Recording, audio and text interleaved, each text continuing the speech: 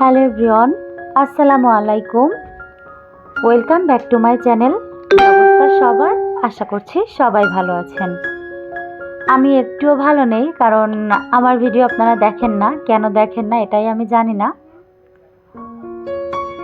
কি আর করার, আমি যেহেতু ভিডিও করি, ভিডিও করাটা আমার কাজ, তো আমাকে তো আসলে ধৈর্য ধরে কন্টিনিউ করতেই হবে।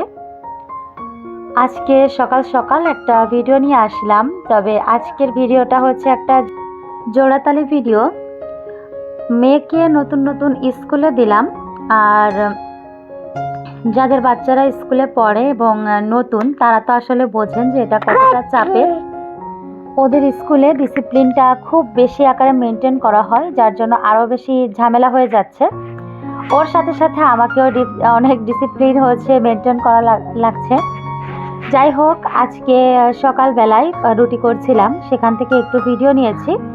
আর একটা ভিডিও নিয়েছি 2-3 দিন আগের, একদমই অন্ধকার হয়ে গিয়েছিল, বাট রুমটা অনেক বেশি অগোছালো ছিল, তাই এলোমেলো রুমটা একদম অল্প একটু টাইমের মধ্যে গোছগাছ করে নিলাম। আসলে আমার বাসায় একটা ছোট ওয়ার্ড্রপ কেনা দরকার, যাতে করে বাচ্চাদের কাপড় আলাদা আলাদা করে রাখতে পারি। আপনি যতই গুছিয়ে রাখেন না কেন, ভাঁজ করে রাখেন না কেন, আপনি কখনোই বড় স্পেসে ছোট বাচ্চার কাপড়টা গুছিয়ে রাখতে পারবেন না। ছোট বাচ্চাদের কাপড়ের জন্য ছোট ছোট অর্গানাইজারগুলোই হচ্ছে বেস্ট। তো এই মুহূর্তে আসলে কিনতে পারছি না। অলরেডি মার্কেটে যে একটা কারেন্টের চুলা নিলাম, সেই সাথে অনেকগুলো আইটেম নিয়েছি, এদিক সেদিক দিয়ে অনেক টাকা খরচ করে ফেলেছি। আর ড্রেসিং টেবিলের কথা তো অনেক দিন থেকে আপনাদের সাথে বলছি যে আসবে আসবে, বাট ওটা আসছেই না। অবশ্য একদিক দিয়ে না আসলেই ভালো, কারণ এত বেশি টাকাও কাছে নেই। আজকের ভয়েসটা আমি একেবারে চিত হয়ে শুয়ে শুয়ে দিচ্ছি, তো জানি না ভয়েসটা কেমন শোনা যাবে। যেমনই শোনা যাক, যারা যারা আমার ভিডিও দেখেন প্লিজ একটা লাইক দিয়ে ভিডিওটা দেখবেন। অনেকেই হচ্ছে লাইক দেন না, কেন জানি না আমার ভিডিওতে লাইক আসে না।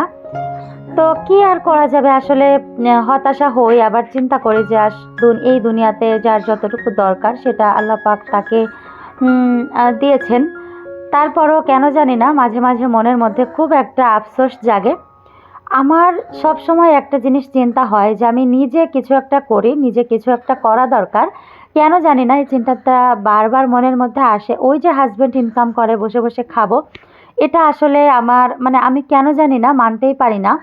তারপরেও আমার হাজব্যান্ড অনেকটাই সাপোর্টিভ, আমাকে বলে যে তোমার যদি তোমার আব্বা আম্মাকে কিছু দিতে মন চায় তো হচ্ছে তুমি দিও, কোনো সমস্যা নেই।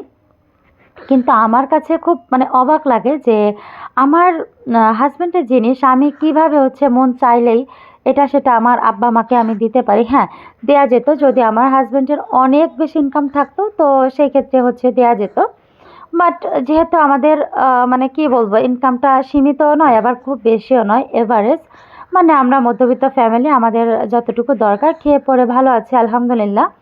তো চাইলেও ওখান থেকে আসলে নিজের শখ পূরণ করাই কষ্টকর, সেখানে আব্বা মাকে আর কীভাবে দিব।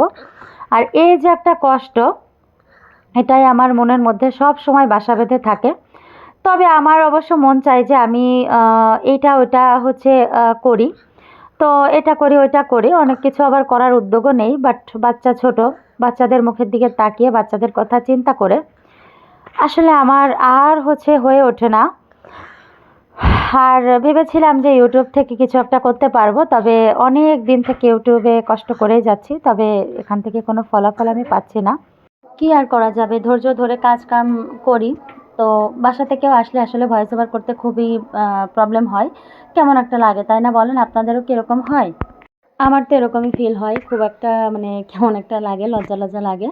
তো যাই হোক, এদিকে দেখেন এখন কিন্তু প্রায় আজান দিবে দিবে এরকম একটা অবস্থা, এত বেশি অন্ধকার কি আর বলবো আপনাদের সাথে। তারপরেও তাড়াতাড়ি করে কাজগুলো গুছিয়ে নিচ্ছে। আসলে বাচ্চারা সারাদিন যে কী পরিমাণ এলোমেলো করে, আমার কাজ হচ্ছে গোছানো, আমি বারবার গুছিয়েই যাই।